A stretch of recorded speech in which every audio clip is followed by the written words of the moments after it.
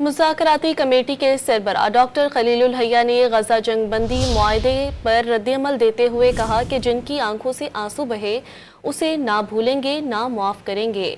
मुआहदा फ़लस्तीनी अवाम की बेमिसाल कुर्बानियों और गजा में 15 माह से जारी दलेराना मुज़ाहमत का नतीजा है।